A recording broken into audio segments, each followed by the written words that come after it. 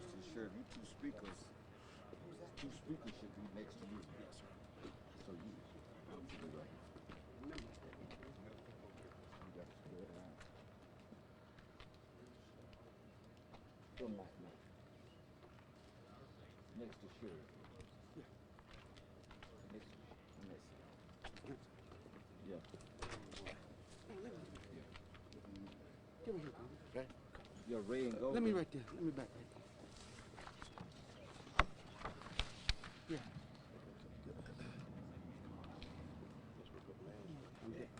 My head, right there. Right here. So good. Good morning. Everybody's mics ready? Testing 1, 2, 3. Good. Good morning. Thank you all for being here today. It's very important that we come together. On April the 10th, the Cherokee County Sheriff's Office attempted to conduct a traffic stop on a vehicle that fled from the officer and failed to stop. Went several miles, then the vehicle crashed into a telephone pole, resulting in the pole coming down, wires across the roadway, the car. Subsequently, the person in the vehicle jumped out of the car and fled from the vehicle, running away from the officer, who was giving verbal commands for the person to remain where they were. And when that person failed to do that, the officer announced that he would release his K-9, which is exactly what occurred. And so I'm going to pause there for just a moment. I'm going to back up. Nothing about that incident was in violation of policies and procedures. But what's concerning to me, concerning to our community, is that a local activist out of Greenville County came over and had a press conference and made a lot of allegations that simply were not true. Those allegations went all the way to police brutality, that we sicked the dog on her, that we tortured her by letting the dog continue to repeatedly bite her. So due to the volatile situation that exists in our country today with law enforcement and the communities we serve, I felt it was very important that we began to find a way to dispel those rumors. First and foremost, those type of rumors that are put out when our country is at a boiling point in some communities. In my opinion, those comments made during that press conference are reckless, they're irresponsible, and I would tell you they're somewhat negligent. That you would make those comments to bring fear into a community where we stand in unity together, and we've always tried to be transparent with our community here at the Cherokee County Sheriff's Office. So at that point in time, I began to speak with many of our pastors and leaders in our community, our president of NAACP and other organizations. And so on Thursday and Friday of last week, we brought those groups in to watch this video. I didn't want them to say, the sheriff told us everything's okay. I wanted to be transparent and allow these men and women who are standing with me and others who couldn't be here today to say, we've seen the video. And I can assure you that there's absolutely no police brutality involved. As we watched the video, when that car overturned, the officer, number one, had no clue how many people were in the vehicle. They had no clue why that person was fleeing or running from law enforcement. They had no clue the race of the person inside that vehicle. They had no clue whether it was a male or female in the vehicle. They gave lawful orders for a person to stay where they were, not to flee, and if they chose to flee, that they would release the K-9. And that, again, is exactly what happened. And I want to reiterate this part because most of the men and women standing behind me, they've watched the video not once, but multiple times. When the dog made the first bite on the calf, the dog only was on that calf from the time it bit until the handler removed the dog for 5 seconds. That person was told to get on their face, put their hands behind their back. At that point in time, they dropped some contraband and said they couldn't see, and then the handler moved off to the right about 6 feet to position his dog. At that point in time, the person picked that contraband up that was discovered in that package later on. And at that point in time, the suspect fled a second time, and the handler released the dog a second time. Upon the dog making contact with the suspect the second time, the dog stayed on the other calf for no more than 4 seconds. And again, these K-9s that are utilized, they're trained when they bite to bite you on your calves or to bite you on your arms. And again, as the allegation was made that the person was mauled and tortured by the dog is absolutely not true. And so with an activist trying to spread disinformation out into our community, trying to create chaos and even fear in folks who are worried that protesters are going to come from outside of Cherokee County and create havoc in our community, as we've seen across the nation, it is important that we meet with our community leaders. And I want to say this publicly, I think the men and women who are standing with me and behind me, this is not our first meeting over 11 years. We have built up a relationship where the men and women, they trust what I say, but as I said earlier, I don't want them to just trust what I say. I want to show them. That way they can go back to their constituents, their congregations, their family, their friends, their circle of influence, and they can say not only what the sheriff told us publicly a week and a half ago now was true, we've got to watch the video and we've seen it ourselves. So again, I think these men and women, and we don't need outside protesters trying to come into Cherokee County and create havoc on something that didn't happen. It did not happen the way it was portrayed. The merits of the lawsuit, we will let it run its course in the courts and let that be determined in our courthouse. And we will, again, let that go where it goes. But I can stand before you as the Chief Law Enforcement Officer of Cherokee County today and tell you that no overuse of the tools that we have in our toolbox was not overused in this case, and there's certainly no police brutality involved. Quite honestly, I'm looking forward to the day that the video can be put out there, because these men and women can tell you the officers displayed a lot of professionalism. Yes. They displayed compassion, and it is furthest from the truth of the allegations that's been made. And so as I met with these pastors and other community leaders on Thursday and Friday, as we got ready to leave, I said, I hope there's several things that you garner from us coming together. Is number one, we're always going to be transparent to our community. I'm not going to stand before the media and announce something and then have to go back 2 weeks, 2 months, or 2 years later and say, oh guys, I'm sorry, we made a mistake, it didn't happen that way. I'm always going to be truthful with you, but more importantly, I'm going to be truthful with the people who support me in our community. Right. And make sure that they have access to their sheriff's office and can see exactly what the men and women are doing as they serve in our citizens here. And so I believe that a lot of the individuals who watched that video on Thursday and Friday, they were able to walk out the door with a sense of pride, knowing that the men and women who are serving here at the sheriff's office are serving with dignity, professionalism, excellence, integrity, honor, and excellence, which is our core values. And I believe wholeheartedly that when this case runs this course through the courts, that everything will come to light. But the most important thing that we take away today for our citizens is no police brutality was involved in this. And if individuals want to protest, they still have a right to assemble and protest. We're certainly not against that. But in this case, we believe people coming here to protest is an invalid response based off of what actually truly happened in this video. Thank you for coming out today. At this time, I'm going to yield the platform to Pastor Michael Bridges at Concord Church. He's also the moderator for the Thickley Mountain Association.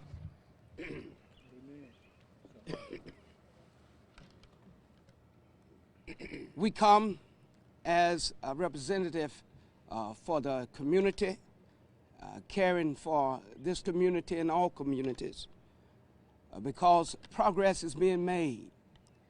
We have come a long way, and we are excited about peace and transparency that is given by the Sheriff's Department and others in this walk of life. The scales of justice and the hinges of the doors of opportunity are very important to us. And that's why we're here today, because we care about this community and we care about what happened to the people. Some say guilty until proven innocent. Some say innocent until proven guilty. And with these important issues that are hot spots all over the country, these hot spots all over the world, we feel it's important to remind and encourage you as the people that we must seek peace. We must keep the community informed. And that's what I thank Sheriff Mueller for keeping us informed. He always invites many leaders to the table of discussion. And if we're going to make this world a better place, we got to sit down at the table and talk. Oftentimes the table is tossed, and most of the time the table is turned over on people. But I thank him for the opportunity to talk as we continue to negotiate for peace and negotiate for progress. We must continue to be aware of what's going on around the country. We must be aware of what's going on around the world. But as we thank God that now in Cherokee County and many surrounding areas, that things are improving. And that's why we're here. We see the improvement in this situation. I want to encourage people to pray and to participate in the democratic process. The process is there. We're not here to say someone is guilty. We're not here to say someone is innocent. We're here to say look over all the evidence. And then once the evidence, the process of justice and the scales of justice will balance. Again, we thank you for this opportunity, and we don't want anyone to feel disenfranchised because you are important. And that's why we're here, not only here at this situation, but in meetings all over the county, all over the state, all over the country. We meet to try to improve the situation for humanity. Yes. And I want to encourage you, again, we're not here to cause disenfranchisement, but we come, amen, to make everyone a franchise player. May God bless each of you. At this time, I'm going to invite to the podium Reverend Wilbert Jameson, Jr., very fine pastor of Kingdom Discipleship Christian Center, and also he's the president of the NAACP Cherokee County branch. As Sheriff Mueller and Moderator Bridges stated, we're not here to determine guilty or innocent, whether it be criminal or civil. We're just here today to inform the community that we have built relationships. One thing that we believe in is building relationships and partnerships. Right. That's the only way I believe that a community can thrive and be safe for all its citizens. And I believe that when opportunities come to put that partnership or that relationship to a test, it's times such as this. And in that, the sheriff have lived up to his agreement, because when he was elected, he said that he would be transparent. He said that he would be informative. He said that he wouldn't hide anything from the community. So we want to thank him for living up to that commitment. And he did. And that ensures us, as being the president of the Cherokee County branch of the NAACP, that we do have a law enforcement here that will be transparent, unlike you might have in other parts of America. And hopefully those places will be as transparent as our sheriff is with us. But we have viewed the videotape, and the concerns that I had calls about, we viewed that, we looked at it, and as the sheriff said, looking at the officer, looking at what's happened within the video, the officer didn't have any idea if what color, what sex, or how many, or whatever he was up against. So we do believe that he did react as he was trained, and we do believe that the dog acted as he or she was trained.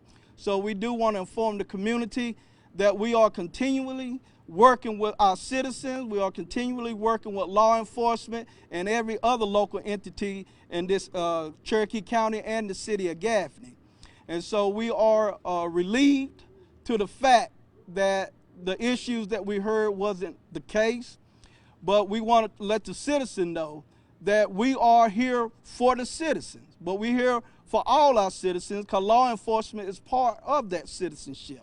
But we want to let the citizens know we have a track record, because we have that case that happened within the city maybe a few months ago, that where we investigated and a law enforcement officer was suspended and terminated. So if there is any wrongdoing, believe that we will investigate that. Believe that we will employ every resource that we have to make sure justice is done.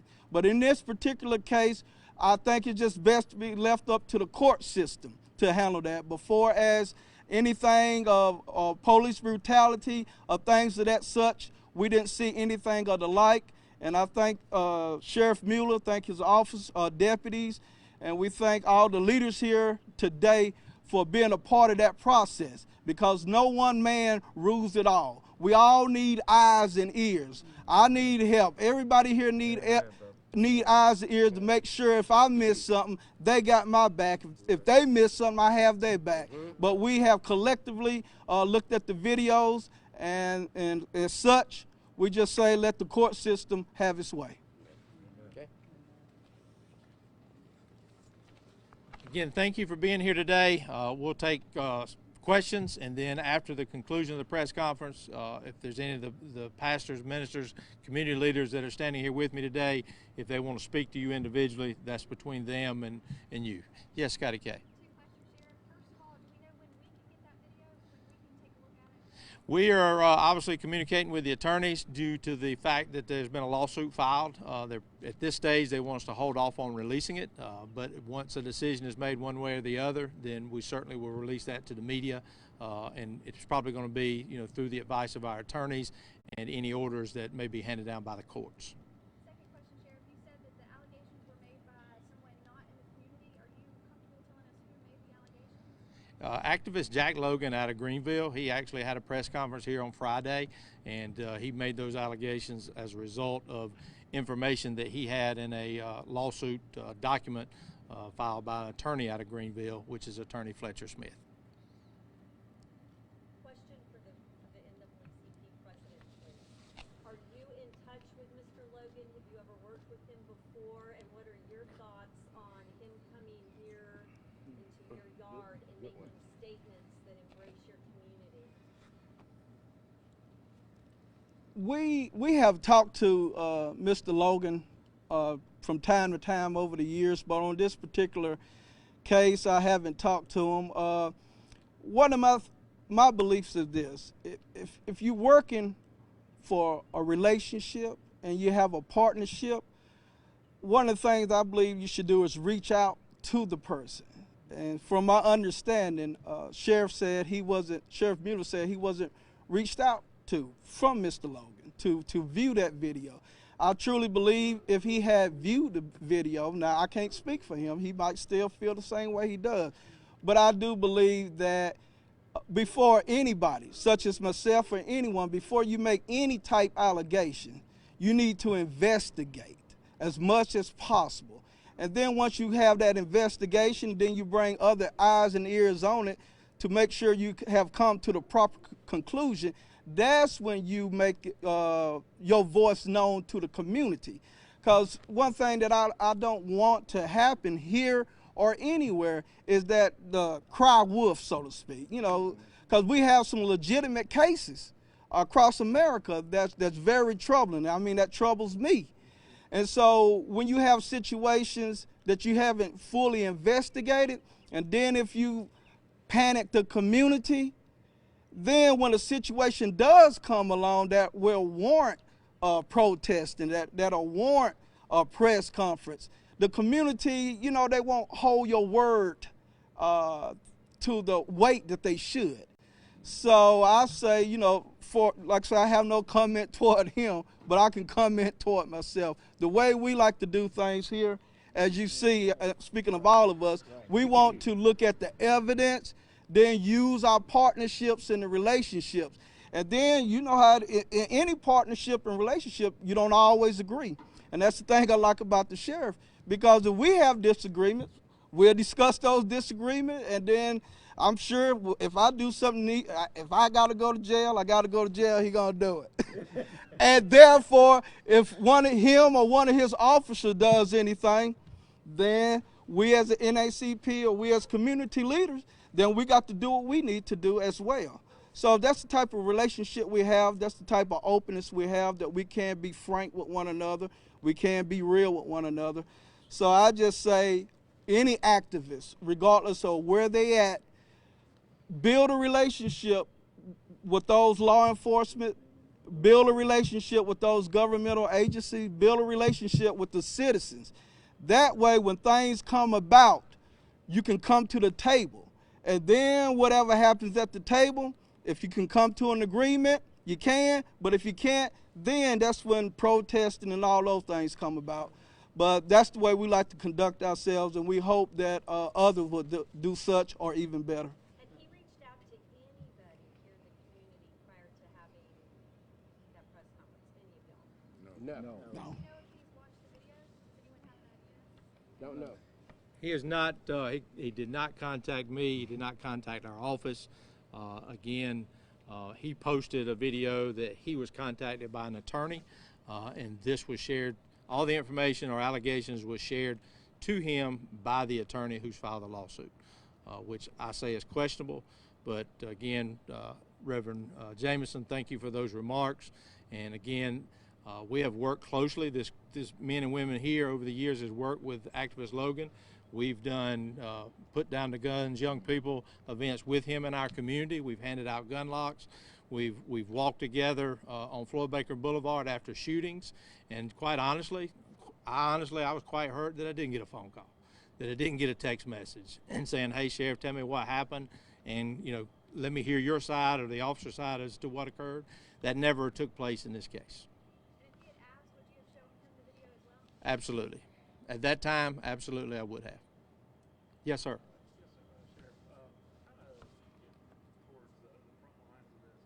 There's been a divide between community members and law enforcement officers across the nation, and kind of trying to get to the officers and the people that they interact with. What would be your recommendation, and the rest of you guys, what would be your recommendation to try to mend those bridges? Number one, it starts with relationships. You can't effectively police your community if you don't have a level of trust there. And if you look around the country, you see that. You see that in the protesting, the rioting that's taking place. So number one, it starts with trust. In our community, for the past 11 years, when I started as a sheriff, I didn't know these men and women here personally. I recognize them as maybe a pastor in our community, but I can tell you today that I consider them close friends. I consider them professional acquaintances, because we have worked together, working through good things and bad things, but trying to make a difference in our community, trying to reach the young kids to keep them out of a life of crime. We've all partnered together at different events throughout Cherokee County to create that environment of trust and relationship building. And that's not something you do once a year. This is an ongoing process that you have to do year round. And it doesn't stop after year one. You got to keep repeating it, because there's another group of children who are growing up, and there's another age that we need to target each and every year. And so I think that's what agencies should be doing around the country. And number one, I think sheriffs and chiefs of police of America have got to do a better job of just being transparent. You know what? The men and women who serve in law enforcement are not perfect. But when they get it right, we need to make sure we acknowledge they got it right. I tell my men and women here, when you get it right, you don't need me to stand behind you. You got it right. You don't need me. When they get it wrong is where we got to stand behind them and say, they made a mistake. This is what we're going to do to fix it, whether it's a training issue, whether it is disciplinary action needs to be taken, or whether they need to be terminated out of the profession. But that has to be done with transparency, and you have to bring in your community leaders in order for that to happen. Because the way I see things through a law enforcement eyes is not necessarily the way that our citizens see things. So that's why I want this additional perspective in our community, not just for this case, but we've built these relationships up for 11 plus years, and you've got to continue doing that. And I think it's important that law enforcement officers share in our community. These men and women behind me can tell you, they've heard me say this for years now. On an average, law enforcement uses force about 12 to 16 times a year in our community, and that's making 3,500 arrests. But if you go ask a citizen, how often do you think we use force? They'll tell you 200, 300, 500 times, 700 times. The reality of it is the use of force incidents are very small compared to the number of arrests. But how does the citizens know that if the chief law enforcement officer doesn't share it? So that's why I made that part of my platform, to share that with our community leaders, with our communities at different events we attend, whether it's speaking to the Rotary Club or school-aged children or senior citizens group. It is incumbent upon law enforcement to share that in their communities. And again, it goes back, number one is trust. For us to be effective, we have to have the trust and support of our community. When you use the term use of force, does that include K-9 interaction? Yes, ma'am. And I'll tell you a great story. There's one of the pastors standing behind me on Friday. He said, "Sheriff, do you have one of the K-9s available here today?" I said, "Yes, sir, we do." I said, "Let me see if they're here in the office." I said, "They're out in the field." And so he suggested to bring the K-9 in and let the K-9 walk amongst the group. The K-9 is not a ferocious animal. Did not come in the room and try to bite or attack anybody. In fact, Reverend Jacobson is standing behind me back here. It was his suggestion, but the officer who was working that day actually has 2 twin girls, and they're 3, fixing to be 4. And the question was asked to that officer, do you allow your children to interact with your K-9? Absolutely. Every day I go home, they feed my K-9. These K-9s are trained to respond when you're attacking the officer, or if you do not follow lawful orders to stop and not flee from a criminal scene or incident. And that's exactly what happened. So again, like I say, it was great that he brought that up, something I never thought about. But again, I think it made an impact for the men and women that were here on Friday to see that these dogs are not vicious animals. They're highly trained to do what they do. Is it possible for us to get a copy of that report and more on the dog after the press conference is over? I can give you the report. I can release that, and obviously I don't have a whole bunch of information about the K-9 in it. Yeah, but we'll certainly be able to get that for you this afternoon. Yes, Scotty K. Can you tell us a little bit about the suspect in this case? Are they in jail? Do they have a criminal history? Do you know? I will just say that she did have a criminal past, but again, that's irrelevant to why the dog was deployed. She has been charged. We released those charges last week, and she is out on bond, and she'll have her day in court on the criminal side, and then with her attorney, they'll have their day in civil court on the civil side. Has the substance been tested? The substance has been packaged and prepared to send to SLED, but we do not have the results yet. What do you suspect? With SLED, 6 months. What do you suspect the substance is? I'm sorry. The substance is marijuana, and the other substance is meth. For one of the community leaders, what was the timeline from the time this incident happened to y'all meeting late last week? What was the timeline 3 weeks. when y'all It's been found 3 out weeks. about this? April the 10th. Yeah, about 2 to 3 weeks. The incident happened on April the 10th. At the end of that first week, we began to meet, and then obviously here we are today. So y'all actually met that very first week when you got to town? No, we began to talk and talk about what we should do moving forward, and obviously we did not get information about an activist wanting to have protests here, inviting people from North Carolina and Georgia. We didn't get that until the end of last week. That's when that information came to light. Sheriff, when you talk about use of force 12 to 16 times a year, prior to maybe the past 18 months in the United States with an extreme focus on this, I know you always have had conversations at the table, but now do you feel that much more of an urgent need, I gotta hurry up and start these conversations, whereas before you might have waited for some of the community leaders to come to you? No, ma'am. I'm going to be honest with you. I've had this relationship for years, so this is nothing new for us. But like the minute something would happen, one of your immediate to-do lists is reach out and let them know what's going on. These men and women know if we did something right, I'm going to say, hey, we did it right. And if we did something wrong, these are some of our community leaders I'm going to make that first phone call to in the hours or even the days after any incident may occur. I'm going to say, we need to sit down and talk. You need to come and look at something. We've got some things to discuss. And that's just a relationship that we have. So you felt ahead of the curve as far as the United States goes in transparency of community relationships when it comes to police interaction out in the community? Absolutely. I think here in our community, there's a lot of agencies in South Carolina and across this country could learn from what little old Cherokee County does. That's right. There's a lot of relationships here, and for us to be successful again is all about relationships. That's it. Anything else? All right. Thank you all again for being here, and any of these men and women are available if they desire to speak to you. Thank you for being here. Thank you. Thank you. Thank you. All right.